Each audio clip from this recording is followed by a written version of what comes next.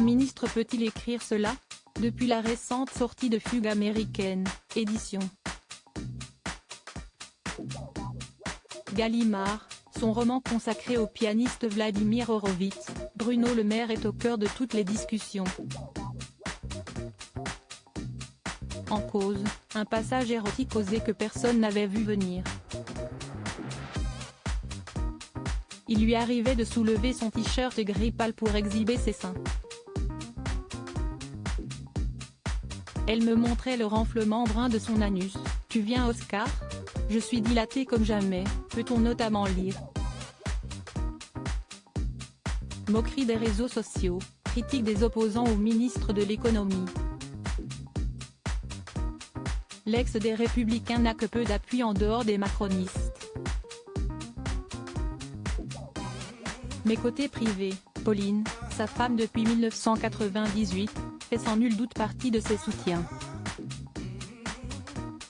Discrète, la mère de ses 4 enfants s'était en effet exprimée sur les écrits érotiques de son mari, qui avait choqué une première fois en 2004. Je me laissais envahir par la chaleur du bain.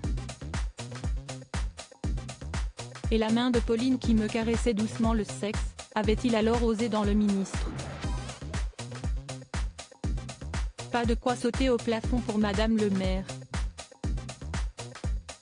Cette scène, je l'ai lue avant. Je ne m'en souvenais même pas. C'était écrit de manière tellement naïve. Ça me paraissait touchant. Je ne pensais pas que ça ferait une polémique, promet l'artiste peintre au Figaro, 10 ans plus tard. Supérieur à découvrir notre diaporama sur Bruno Le Maire et les ministres lorsqu'il était jeunesse. Bruno Le Maire contre-attaque. A-t-elle également apprécié la plume de son mari dans Fugue américaine?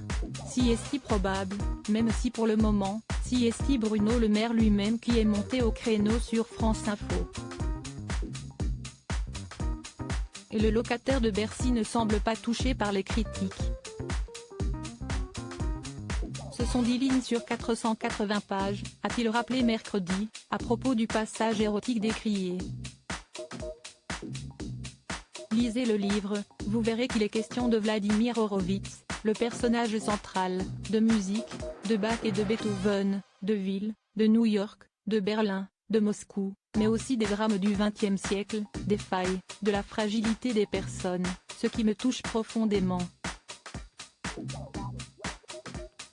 Une grande aventure humaine, donc je souhaite qu'il soit lu comme ça. Le ministre écrivain en a également profité pour faire passer un message à ses détracteurs. Rien ne limitera jamais ma liberté d'écrire, a insisté le macroniste, qui assure rester 100% concentré sur sa tâche de ministre, malgré la publication de nombreux livres. Crédit photo, le mouton Moreau. Best image.